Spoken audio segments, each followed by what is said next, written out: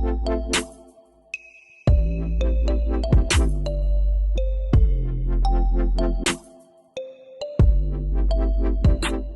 Mindful Life Practice.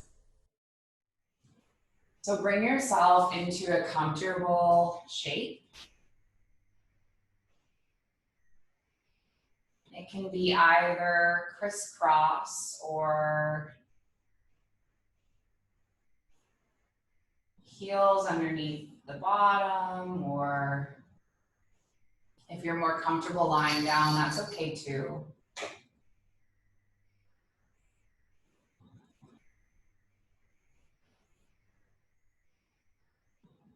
And as you drop into stillness and arrive in your shape,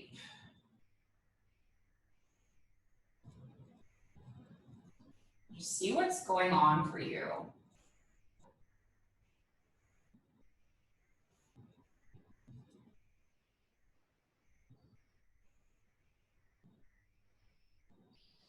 How is your body physically feeling, and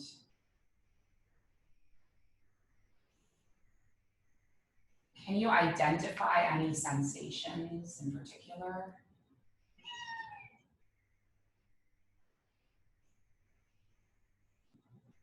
Like maybe there's parts of the body that are stiff if you were, I don't know, on a plane journey from the Middle East to Canada.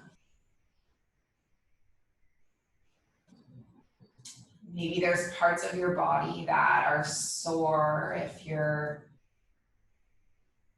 like me and have done like 100 yoga classes in the last month. We should really be counting.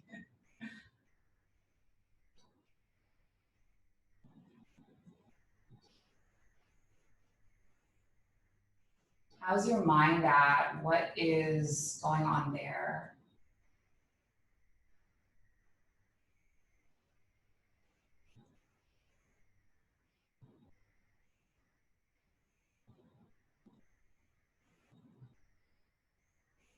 And then just start to feel into your breath.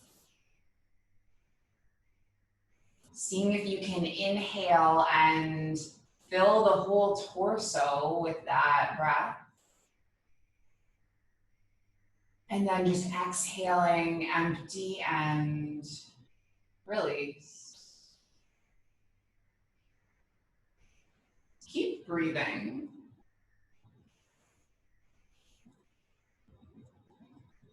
And perhaps you can imagine that your breath is like an ocean wave.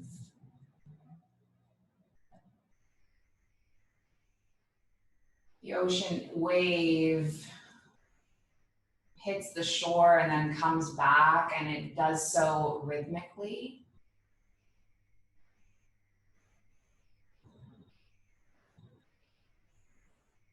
Just like your breath.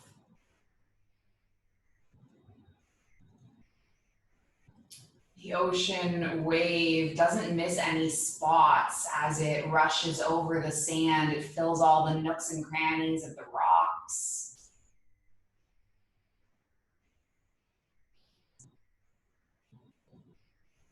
And then draws back. So let this air wash over your muscles.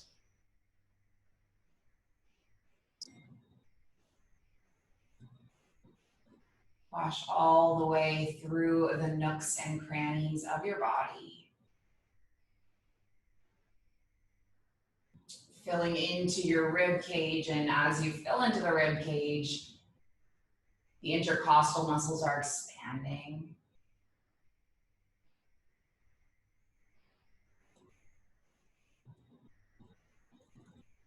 And we'll just take a few more breaths here.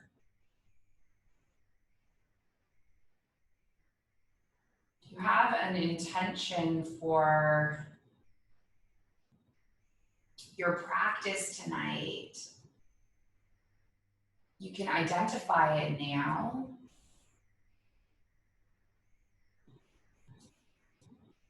I had the intention for the whole 30-day yoga challenge of us to be exploring first the yamas and then the niyamas of yoga.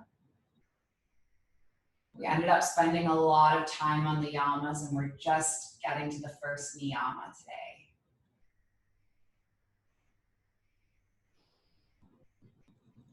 So we're going to be exploring the concept of Saucha, which is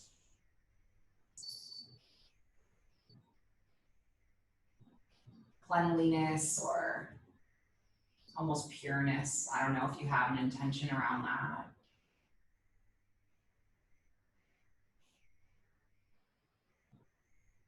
Or if that's too complicated, it can just be, I am present, I am here, I am in my body, whatever you want it to be.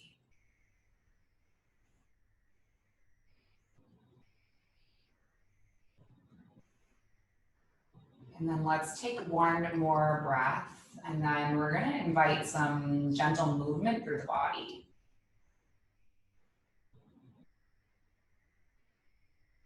Often in these classes, before we drop into stillness, I like to kind of get the wiggles out. Let's take a breath in. Let's circle the palms up. Of course, if you just joined me for Kenny's class, we kind of got our wiggles out already. But if you didn't make it, we'll do a little bit of wiggling. Okay, let's land the right fingertips and then take a breath in. And then we're going to lateral side bend, expanding through the left side body. And then inhale, lift up through center. And then take it the opposite way. Let's do one more of each. Lift up. Side bend.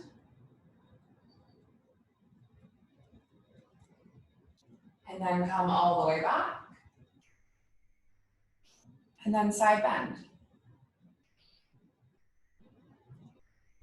Inhale your body all the way back up, and then take a twist. So your left palm lands on your right knee and your right fingertips land behind you, and you gaze over the right side shoulder.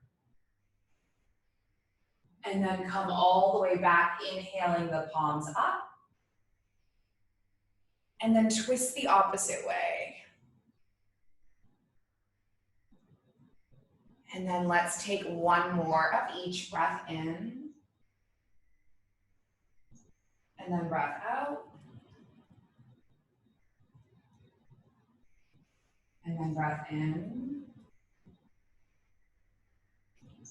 And then breath out. Inhale, come all the way back up through center. And then just connect your palms into your heart center, thumbs into your heartbeat. Take one full breath.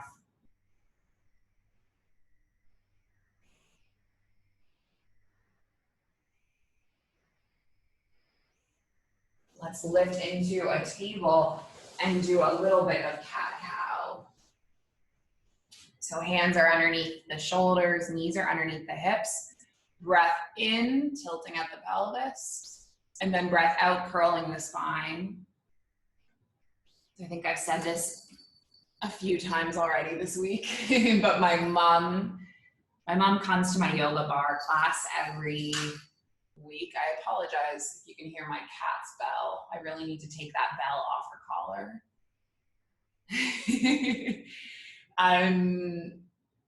My mom comes to my yoga bar, and she told me that her physiotherapist has been highly recommending this movement, cat-cow, for those of us that are isolated and sitting in our chairs all day.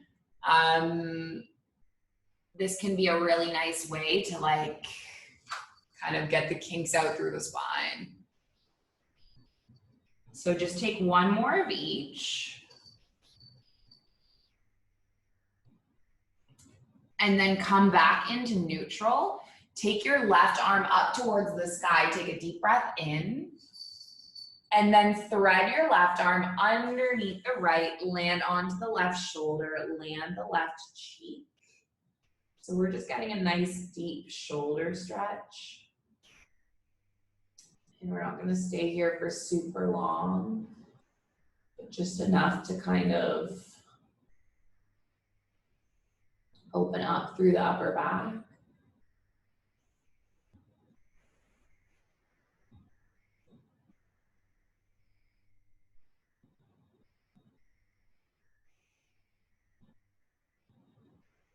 And then come all the way back.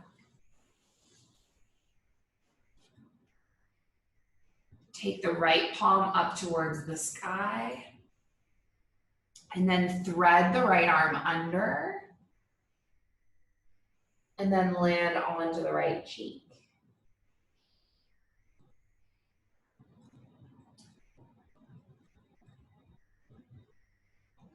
So I plan to class tonight with some spinal twisting. We're also going to incorporate a little bit of hip opening. It's kind of what I felt like in the mood for just before the class. So let's come all the way back up through our table. And then we're going to come into child's pose for our first yin pose. There's different ways that you can support yourself. If you have, if you want, you could cushion yourself up here if you have tight hips, like a pillow underneath the heels and the bottom. You could also have a pillow underneath the knees if you have sensitive kneecaps, whoops, like this.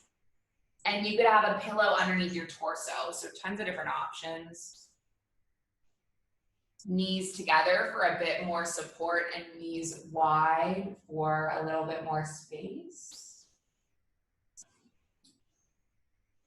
And then bring yourself to snuggle in and settle.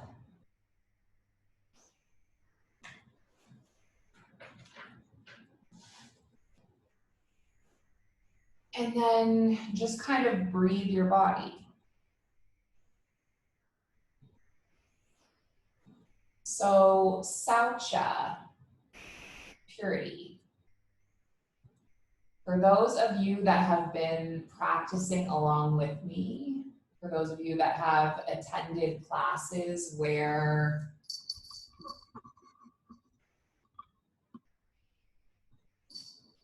we've been talking about the philosophy of yoga, you'll know that every one of these concepts has a literal interpretation, and then it has, you know, metaphorical interpretations and different ways that you can embody these qualities. So what does this commitment mean literally? Well, first of all, if you're more beginner or new to yoga, I want to explain that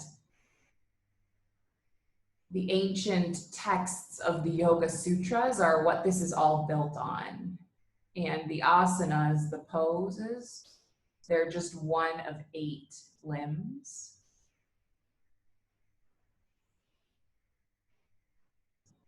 And we've moved on to the niyamas, which are the second limb. And these are kind of like practices in your life that sustain you.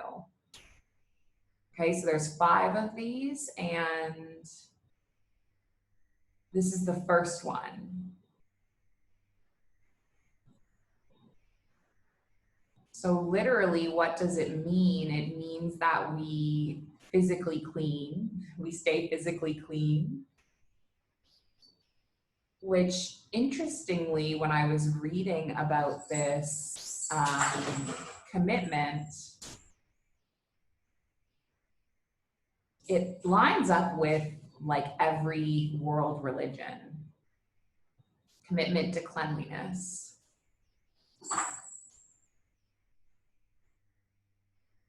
And so I think in our yoga virtual studio, what makes us really unique as a group is that we come from all over the world and we have all different viewpoints. But it's cool how a lot of this philosophy is like actually quite universal, and the Yoga Sutras is just one way of organizing it and looking at it.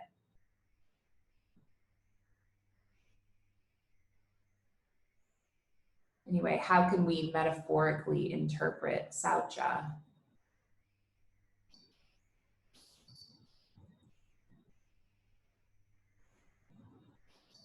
It's not just about like brushing your teeth and brushing your hair, which, by the way, I don't know if I'm the only one who that's kind of fallen to the wayside.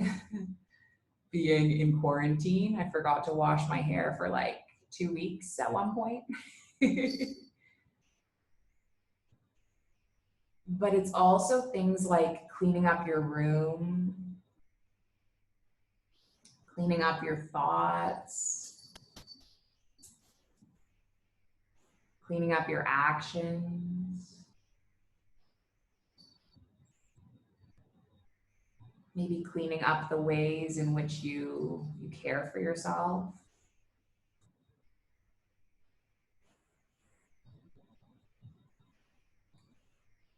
And so like every concept in the Yoga Sutras, Patanjali, he named these things.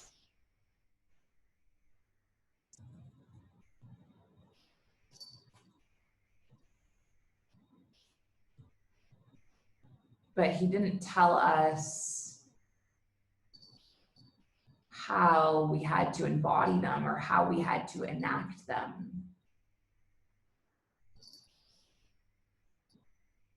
He left it up for each yoga student to define for themselves.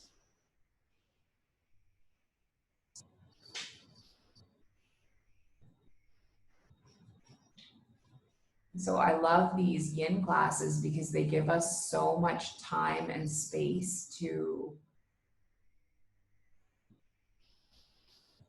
kind of chew on and think about these concepts that, when I'm teaching a vinyasa or flowing from one pose to the next, we just don't really have the time for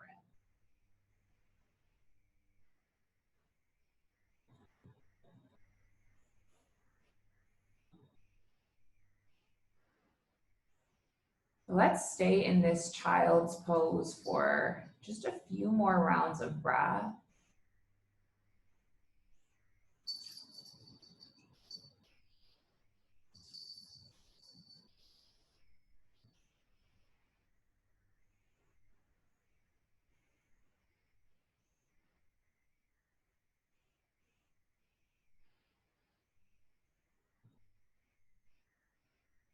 And then in between my yin poses,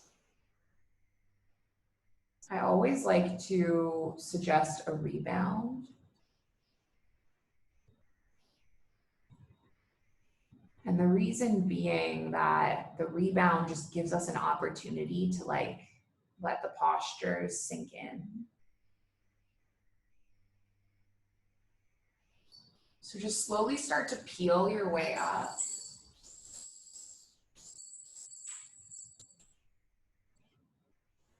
And you can either take a rebound just seated upright. You can come all the way into a little mini Shavasana.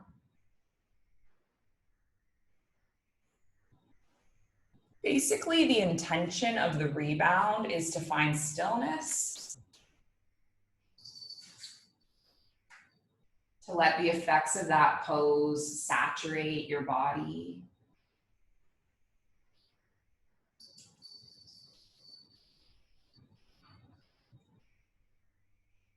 To experience it and feel it.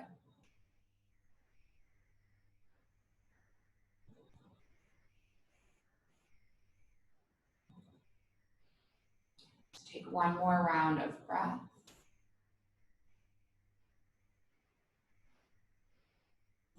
And then we're going to get into a bit of twisting now. Okay, so coming onto your mat, lying your body back, and we're going to take first one of just the most basic spinal twists. So you can either have your pillow underneath the knees, And then drop your knees to the side and drop your gaze in the opposite direction. Or it might be nice to place your pillow between your thighs and then drop the gaze over. So just try it out. Or you can have no pillow at all if you feel like you have a bit more space here.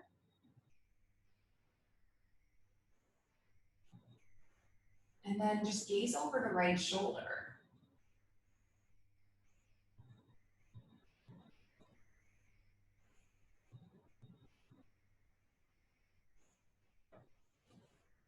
So how can the concept of Saucha, how can that expand beyond ourselves?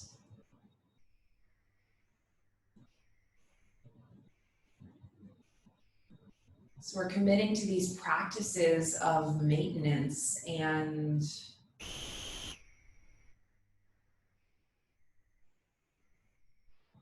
those are really important. I don't know if you guys saw the story or the Instagram post.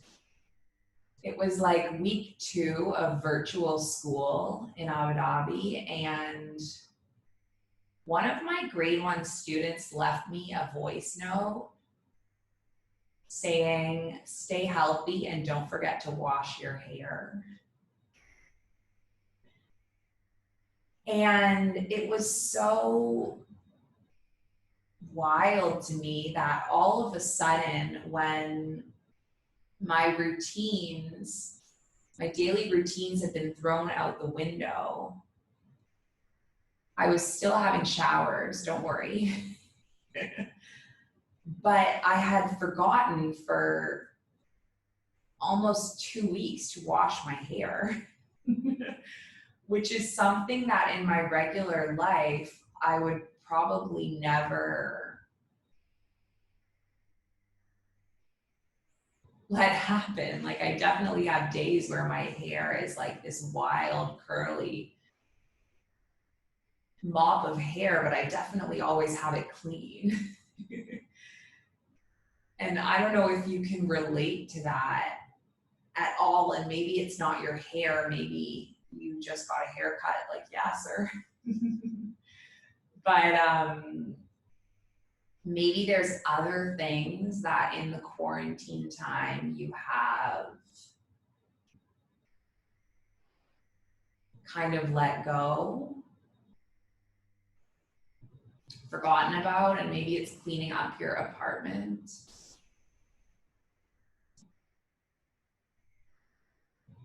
And it's funny how when that student pointed out that I hadn't washed my hair, like, I hadn't even noticed or realized how having dirty hair was making me feel. Right? It was making me feel kind of sluggish and like kind of down.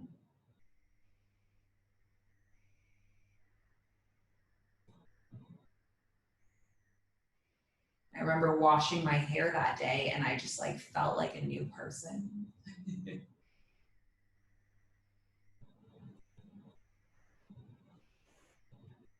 Let's take one more breath.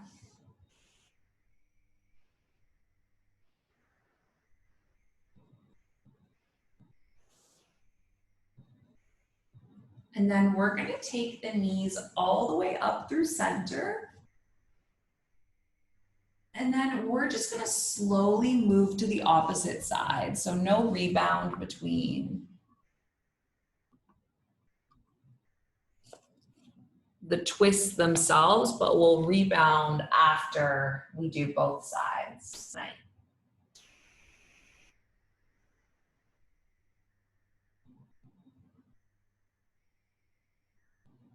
So anyway, when we learn about these, these commitments of yoga, I try really hard to emphasize that you don't have to do them perfectly.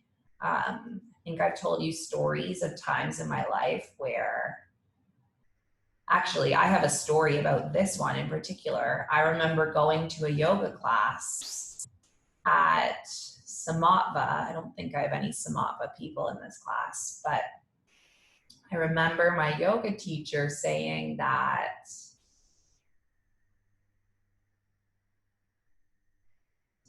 it's super important to always have clean feet when you come to yoga.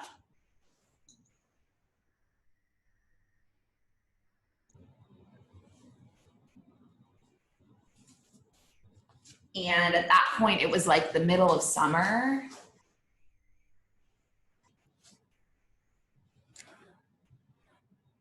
And everyone was walking around in sandals. And of course, my feet were probably a little bit dirty because I had come into yoga with sandals on.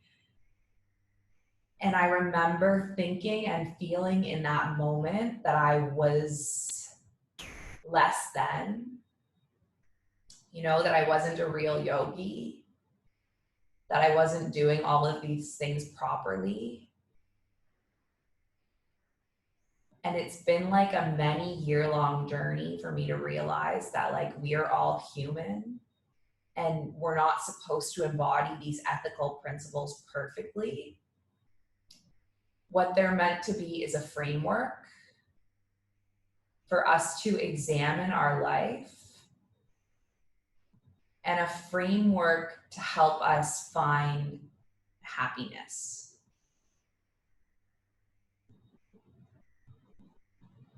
And by kind of trying to practice these principles, we can get a little bit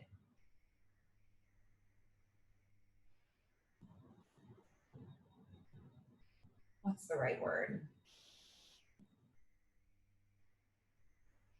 Can help us come into a better state of balance. I guess that's it. So what ways can you clean up your life, and how will that bring you into a better state of harmony?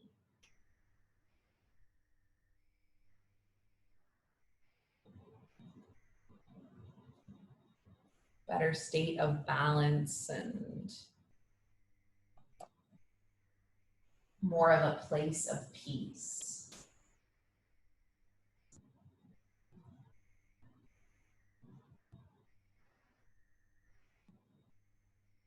Now let's take one more round of breath.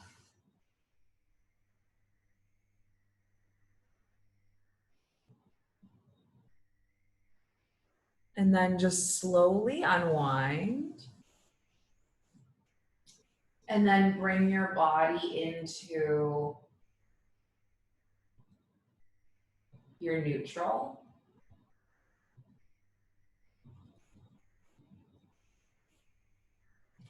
Taking that rebound.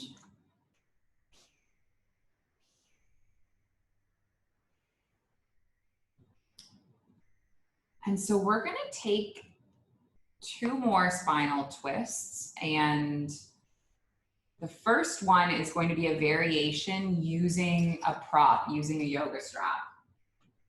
Okay, so if this at any point feels like too much, you can always just go back to the one that we did earlier with the pillow. If you're up for this, it's like an IT band stretch. You're going to hook this strap around your right foot and then lengthen your left leg out. And then just maybe take a moment letting your hamstring feel this. Please give a little micro bend. You don't need to be uber straight. And the second thing I want to say is that you don't need to do like this.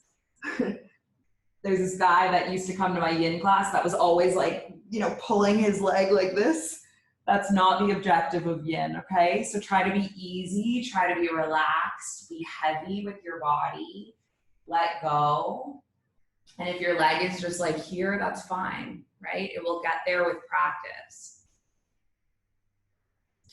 And we're going to take the right leg across the body and over to the left for this twist, okay? So you could prop up your leg with a pillow. Maybe your leg goes a bit further down if coming like straight out doesn't work. And you can also bend the bottom knee if it's like too intense for your body, okay? So lots of variations. And again, if this totally doesn't feel good for you, You can come into knee stack just like we did before. The key thing I want you to have is both shoulders grounded. And then see if you can just extend through the right arm. So this is going to get us a nice IT band stretch, and then also continue compressing the spinal discs.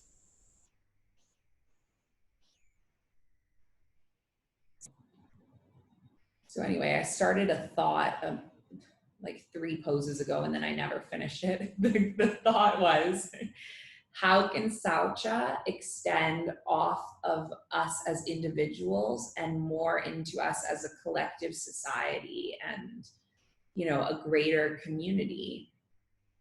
And something interesting I thought about today while I was planning for this class was the way that we, you know, as a collective society, take care of the earth.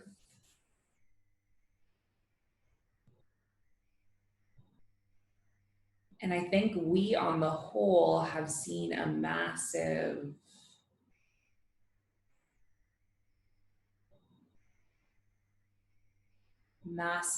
transition over the past month or so, however long it's been.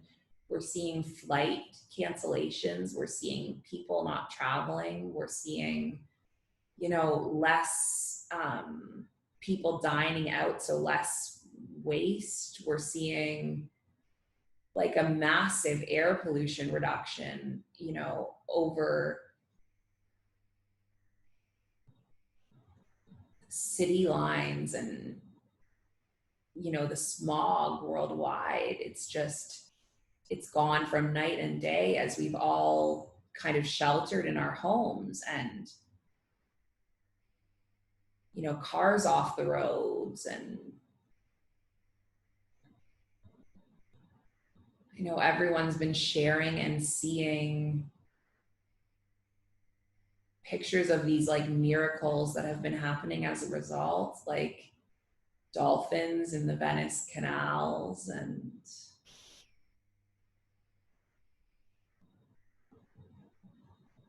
I keep seeing these wild animal pictures, you know, wild animals that would like never enter an urban setting are all of a sudden strolling down the street in different countries.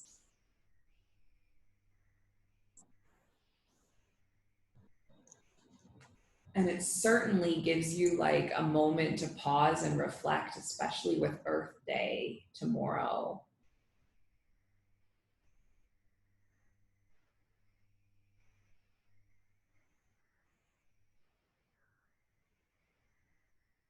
I mean, a lot of us can't and don't have the opportunity to even really enjoy the outdoors right now because many of us are in our homes.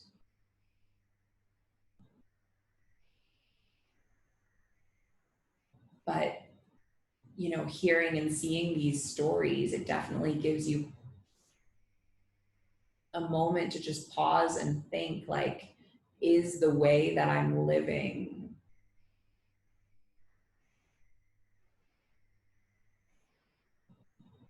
can I live in a way that is perhaps different and contributes differently to this collective story in the future? I don't know if that thought made any sense. I didn't write it out before I said it.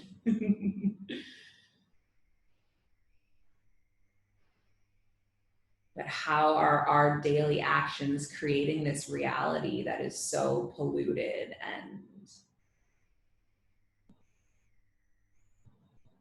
in what ways can we modify our behavior when we come out of this?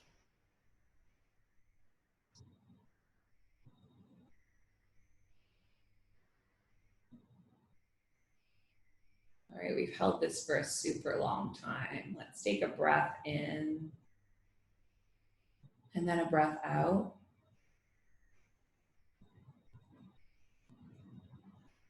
And then just take your right leg all the way up to neutral, all the way up. And let's actually take a rebound this time. So you're gonna extend your right leg long. And I just want you to feel the difference right now between your right leg and your left end.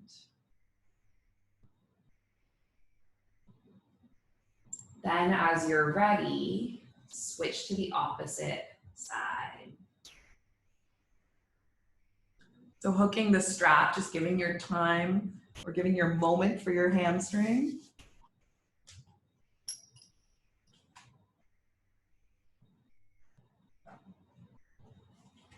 And then setting yourself up with maybe the pillow, and then gently bringing the leg across the body, shifting your hips when necessary. And then settling in. So those of you guys that are regulars at my Yin classes, you know that my favorite theme is hips. I love hips. And I don't think I've ever actually taught a spinal twist themed class. And the reason why I chose spinal twists tonight, there's two reasons. And the first is that the idea of spinal twists, I often say this metaphor in my classes that a twist is like wringing out a wet washcloth. You know, the washcloth has collected all of this debris, and then you rinse it and then you wring it out, and it just kind of releases everything that it's picked up along the way.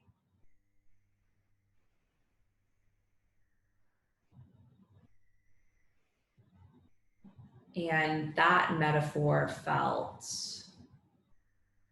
you know, pertinent and relevant to this theme.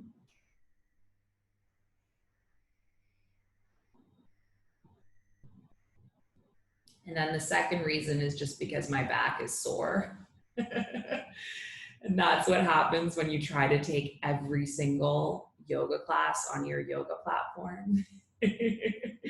It was manageable when I was just, you know, one woman show teaching 2 classes a day, but now there's like 3 classes a day and I'm trying to attend them all. So maybe it's a sign that I need to slow down. But it felt like a good twist would help sort some of that out, help release some of that.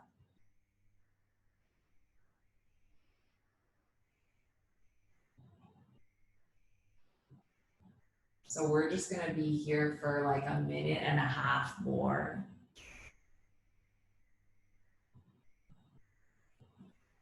And just kind of breathe into that sensation of the spinal discs. They're like compressing in a healthy way, and like squishing out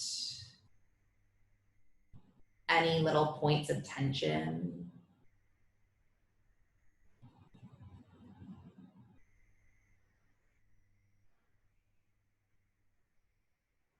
One of our problems as adults is that we don't move our spines as freely and as frequently as children do. If you think about kids, I mean, I'm around them all day. I mean, not physically anymore, but virtually. And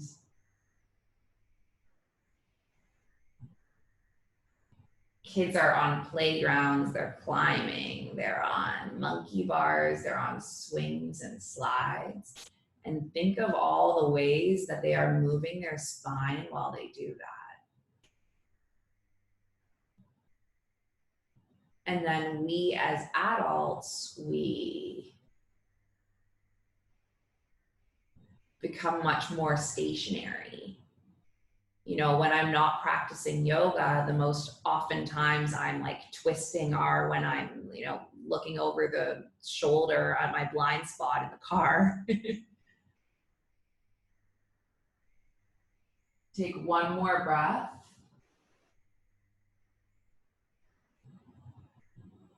And then let's come up all the way into that neutral.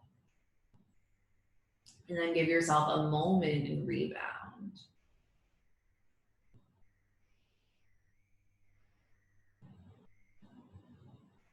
So if you're one of my, regulars at yoga, one of my 30-day challengers, you're probably, you are moving your spine a lot in your yoga practice. But for those of you that are more new to yoga or more beginner at yoga, you might be experiencing like a great, release because we don't twist as much as adults, and our yoga practice allows us to like reconnect to that, that natural desire to twist and release and move that was innate within us as children.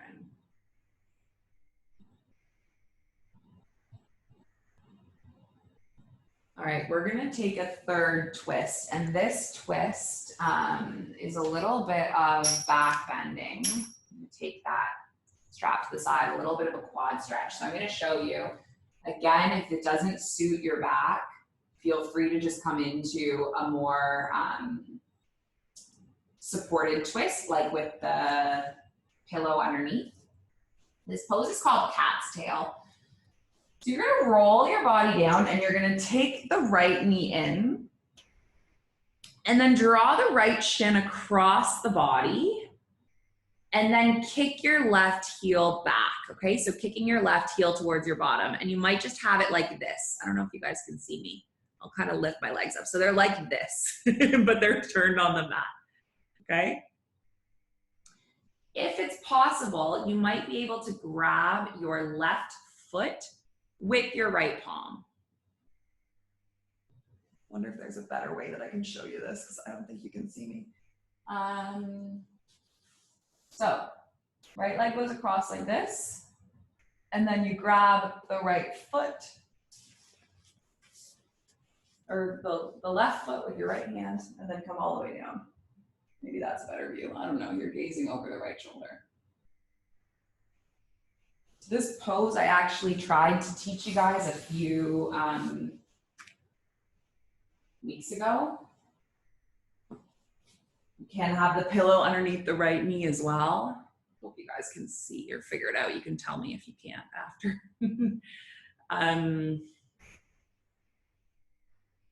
I tried to teach you guys this pose a few weeks ago, and it was actually the first time I had ever taught it. And I remember coming into it and being like, this doesn't feel right. And I couldn't remember exactly how to do it. And so I just skipped it all together and just taught like a plain old twist. Anyway, I did my proper research tonight, so I figured it out.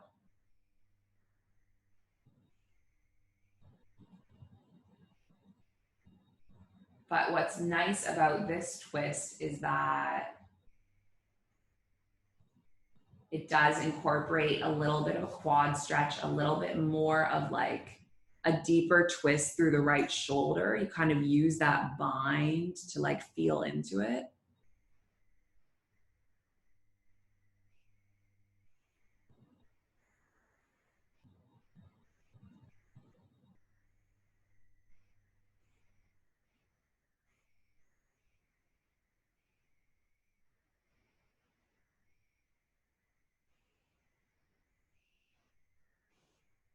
And then we're going to be staying here for just one more breath.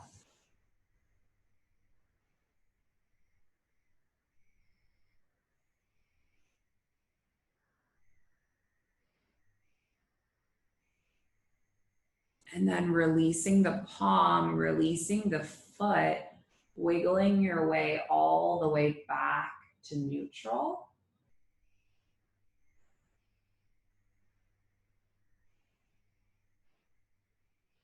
And then we'll just set ourselves up for the opposite side. So this time your right leg extends, your left knee comes in. Maybe you have a pillow or something to place underneath the left knee.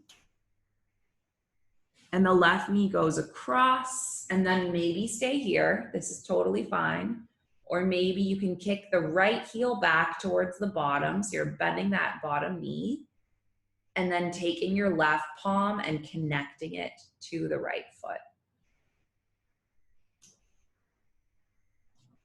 And know that there like isn't really a destination with this, right? So you can be at any one of the variations I cued. Just as long as you're coming to a personal edge for you.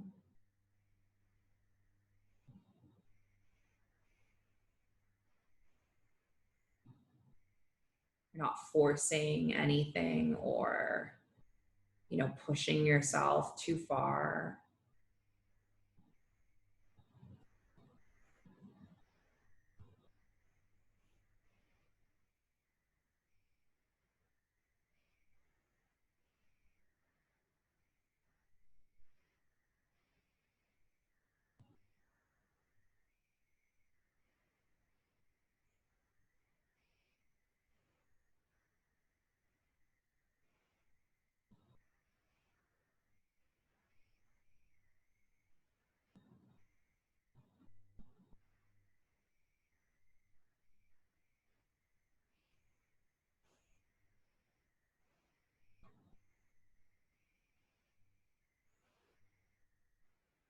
This is one of our final poses before Shavasana. I'm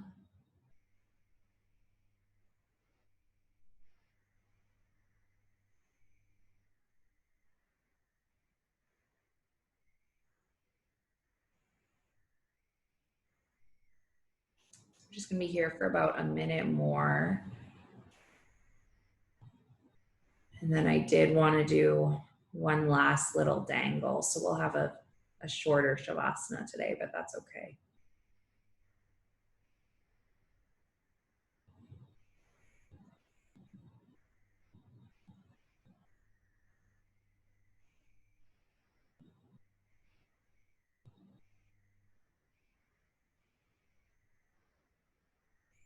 And take one more inhale. One more exhale. And then just release that. Legs coming all the way back. Feet on the mat, shift your hips. Let the spine realign. Just kind of see how that feels and like washes over you.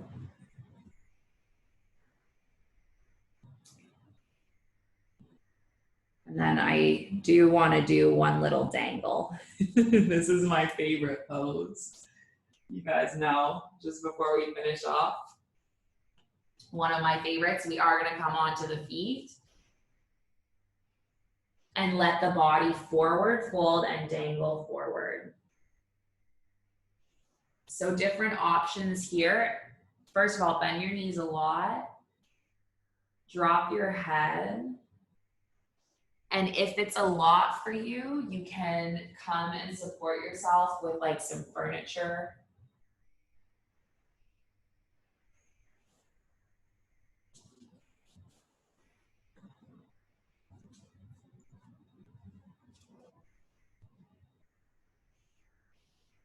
I really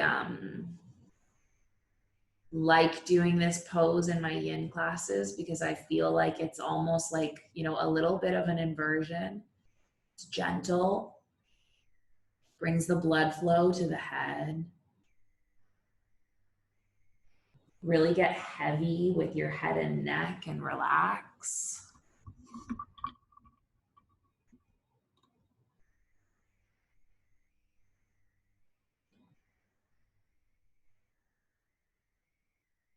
So one last way that we can, you know, think about Saucha. I mean, there's many ways we can interpret it, but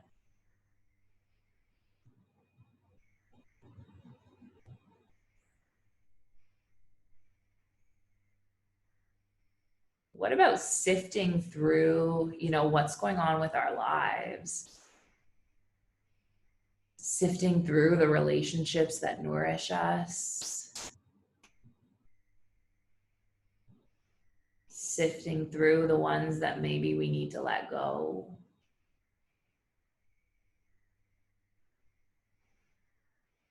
Sifting through seeing where we could maybe forgive, release, move on. It's like housekeeping for the mind, housekeeping for the soul.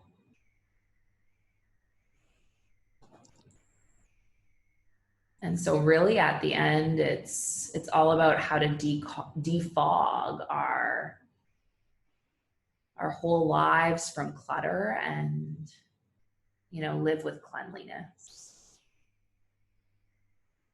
in whatever way that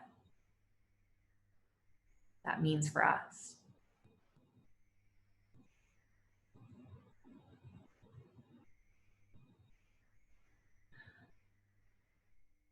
Now let's take one more round of breath in this dangle, this forward fold.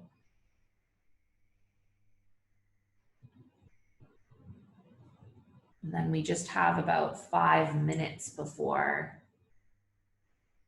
a shavasana or a meditation. So you choose what shape you want to take.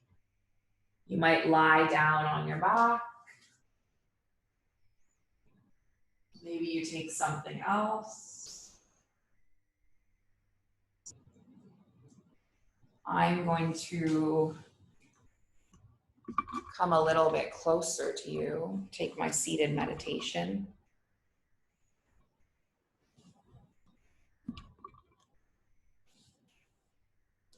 But I'm going to invite you here for these last few moments to reconnect to the breath.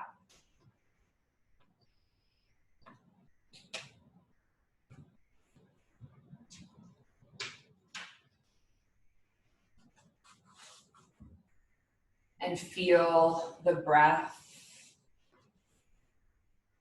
washing through your body.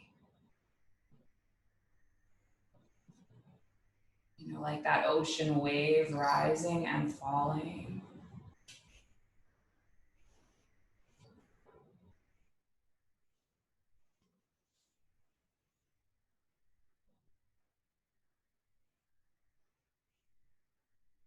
Rinsing through the nooks and crannies.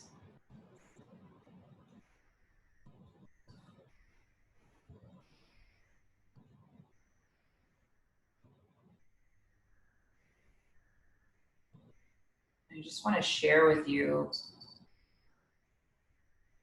just a passage from a favorite book of mine. It's written by my teacher, Rolf Gates, and he's writing about Saucha. He says if we are going to find lasting happiness, we must not only clean up our rooms, but clean up our thoughts as well.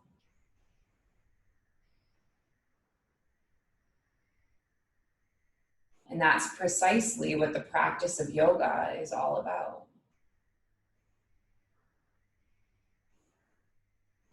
To begin, we let go. We let go of our thoughts, our old scripts, our expectations, and our darkness. And the solution is not to fight, but to let go. We let go of everything, we hold on to nothing. Over and over again, on the mat and off the mat, we let go.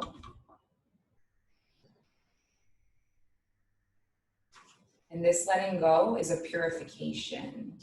We let go, and it is like dropping a pebble into the pond. The ripples slowly growing to encompass our every waking moment. And it is in our letting go that we create an emptiness. It's a space and a health and a grace that we move into.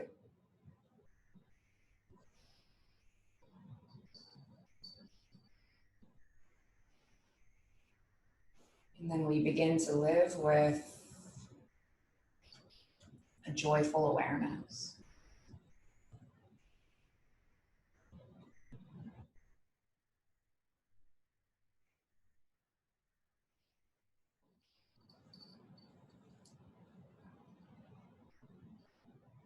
Now, that same yoga teacher told me that we should never let our classes go overtime. So it is 8:30 now, and if you do have a commitment you need to get off to, feel free to zip off. I won't be offended. And if you can stay with us for a moment in meditation, that would be lovely as well.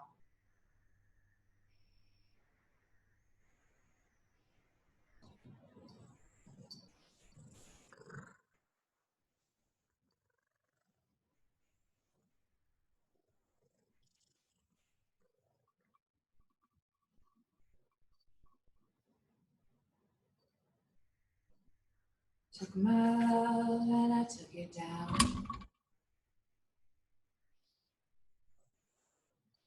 Climbed a mountain and I turned around. And I saw my reflection in the snow-covered hill. Till the landslide brought me down. Oh, mirror in the sky, what is love?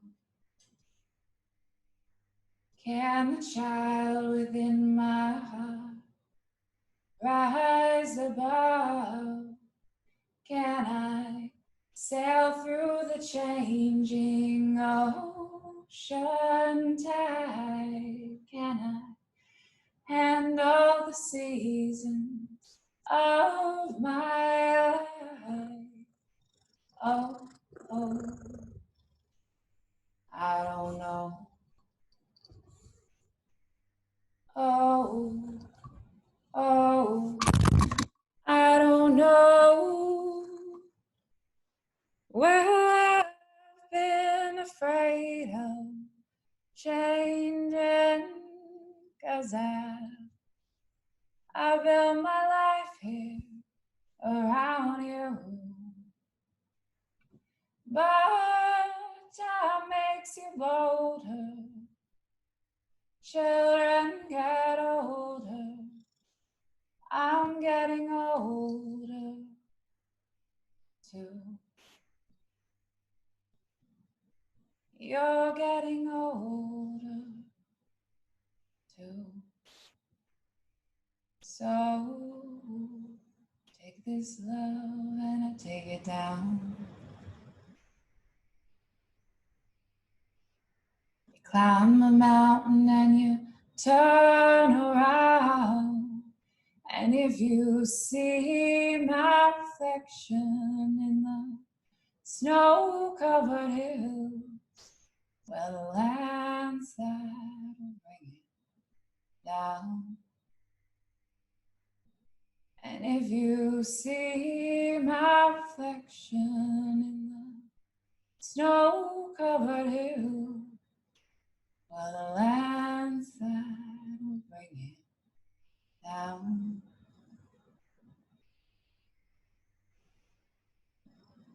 Just give your fingers and your toes a little wiggle. We're going to stretch through the spine.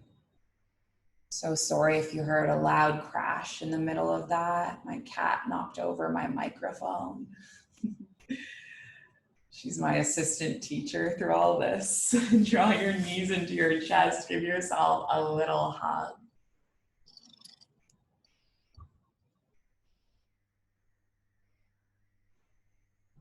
If you are in seated, just stay in seated. And if you're on the spine, make your way up.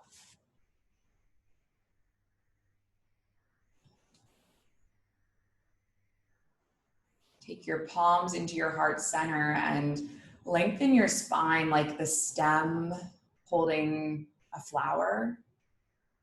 Spine supports your head.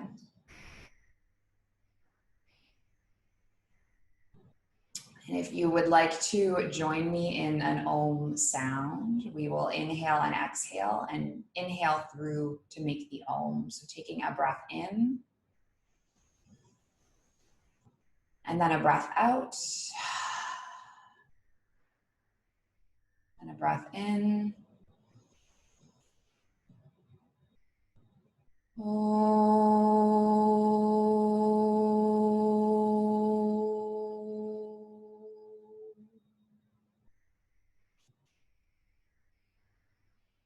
We close with the intention, the ancient intention. It's been passed from heart to heart through teachers and students of yoga over thousands of years. And it's that our yoga practice remains steady and our efforts on this path are continuous. And that our yoga serves and benefits not just us, but all beings everywhere. May all beings be safe, be happy, be healthy, free. And may the thoughts and actions of each of our lives contribute towards this. Om Shanti Shanti Shanti. Peace. Namaste.